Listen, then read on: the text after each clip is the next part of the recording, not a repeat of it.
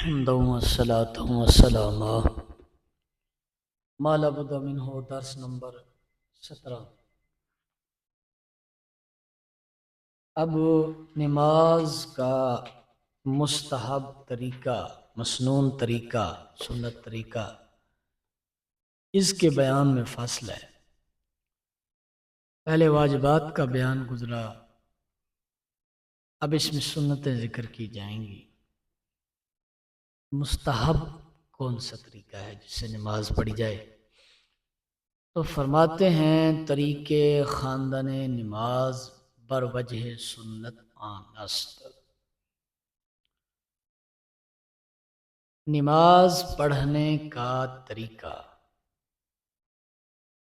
سنت طریقے پر یوں ہے، سنت طریقے پر کہ اذان گفتہ شود و اقامت، کہ اذان اور اقامت کہی جائے، وَنَزْدِ حَيَّ عَلَى الصَّلَاةِ، امام پر خزد،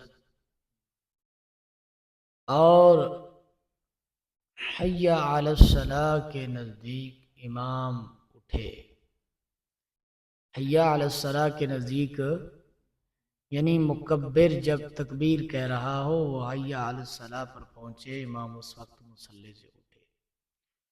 وَنَزْدِ قَدْ قَامَتْ، تکبیر گوید، اور جب مکبر قد قامت الصلاۃ کہے تو امام جو ہے وہ تکبیر کہے، یعنی کہ قد قامت الصلاۃ کو اختتام تک پہنچائے تو اس وقت وہ تکبیر کہہ دے، اور وہ نیت کند، اور نیت کرے۔ وہ ہر دو دست تا نرمے گوش،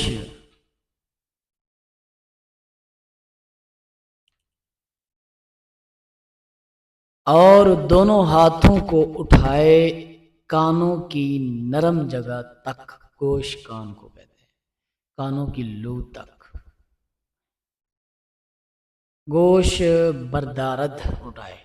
اور مقتدی بعد تکبیر امام، تکبیر گوید، اور مقتدی امام کی تکبیر کے بعد تکبیر کہے۔ و دست راست بر دست چپ زیر ناف بھی نہاد نزد ابی حنیفہ، اور اپنا دایاں ہاتھ بائیں ہاتھ کے نیچے، و دست بائیں ہاتھ پر ناف کے نیچے باندھے، زیر کہتے ہیں نیچے کو، راست دایاں، چپ بایاں، نہاد مضارع ہے۔ نزد ابی حنیفہ ہو، وزن ہر دو دست تا دوش بردارد، و بالائے سینہ دست بردست بنیاد، اور عورت کیا کرے؟ دونوں ہاتھوں کو کندھے تک اٹھائے اور بالائے سینہ دست بردست بنیاد،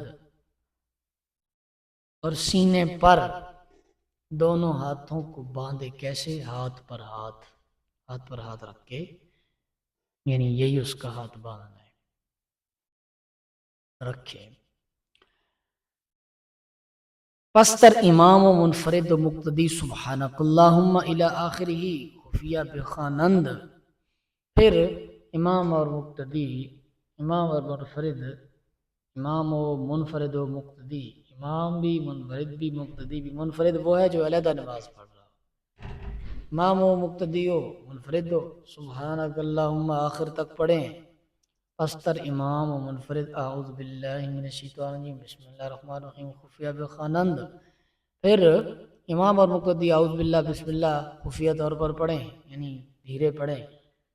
و مسبوق در قضاء ما سبق اعوذ باللہ خواند نہ مقتدی، اور جو بندہ علیحدہ نماز پڑھ رہا ہے، جو بندہ رہ گیا ہے جماعت سے، وہ اعوذ باللہ بھی پڑھے گا، فاتحہ شریف سے پہلے بسم اللہ بھی پڑھے گا، مقتدی نہیں پڑھے گا۔ کیوں؟ پہلی بات تو مقتدی بھی پڑھے گا، اگلی رکعتوں میں نہیں پڑھے گا، کیونکہ اس نے تو فاتحہ شریف پڑھنی نہیں ہے، تو امام نے پڑھنی ہے۔ پستر امام و منفرد فاتحہ بخوانند، پستر امام و مقتدی و منفرد آمین آہستہ گویند. پھر امام اور منفرد فاتحہ پڑھیں، پھر امام و مقتدی و منفرد آمین آہستہ کہیں، آہستہ کہیں. پستر امام و منفرد سورہ زم کنند، پھر امام اور مقتدی صورت ملائیں، امام اور منفرد صورت ملائیں، مقتدی نہیں. والسنت آنست کے در حالت اقامت و اطمینان در فجر و ظہر طوال مفصل خواند. اور سنت یہ ہے کہ والسنت آنست کے در حالت اقامت و اطمینان در فجر، کہ سفر نہ ہو، اقامت ہو، حضر ہو، اور اطمینان ہو، کوئی فتنہ فساد بھی نہ ہو، جنگ بھی نہ ہو. ٹھیک ہے. تو اس صورت میں مستحب یہ ہے کہ فجر کی نماز میں طوال مفصلہ میں سے پڑھے. طوال مفصلہ کیا ہے؟ بڑی صورتیں جیسے صورت حجرات،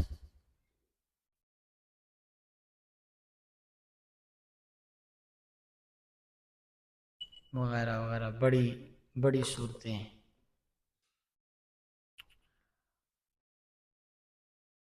آج حجرات تا لکھا بھی ہوا ہے طوال مفصلہ، آج حجرات تا سورہ بروج، حجرات سے بروج تک یہ جو صورتیں ہیں ساری طوال مفصلہ ہے، بڑی صورتیں ہیں. نیچے انہوں نے حاشیے میں لکھا ہوا ہے جی کہ حجرات سے والناس تک مفصلات کے آدمی ہیں. والناس تک نہیں ہے بھائی، حجرات سے بروج تک ہے. آگے والناس اور سورہ قل واللہ احد، یہ تو کثیر تھوڑی چھوٹی صورتیں ہیں. ودر عصر و عشاء اوسات مفصل از بروج تا لم یکن الذی، اور عصر و عشاء وغیرہ نمازوں میں درمیانی صورتیں ہیں جو وہ پڑھے. کون سی؟ جیسے بروج سے لے کر لم یکن الذی تک. ادھر مغرب کے ساتھ از لم یکن تا آخر قرآن. اور اور مغرب کی نماز میں چھوٹی صورتیں پڑھے جیسے لم یکن الذی سے لے کر والناس تک. یہ کسار ہیں، اب 3 حصے کر دیے انہوں نے، 3 حصے کر دیے. طویل صورتیں حجرات سے بروج تک، اور درمیانی بروج سے لے کر لم یکن الذی تک، اور مغرب وغیرہ میں جو چھوٹی صورتیں ہیں وہ لم یکن الذی سے لے کر آخر تک. لیکن این چنی لازم گرفتن مسنون ہے، لیکن یہ ان کو بنا پکڑنا یہ کوئی لازم نہیں ہے. راہ پیغمبر صلی اللہ علیہ وسلم در فجر معوذتین خواندہ. کبھی سرکار دو عالم صلی اللہ علیہ وسلم نے فجر میں معوذتین پڑھی ہیں. معوذتین کیا ہوتی ہیں؟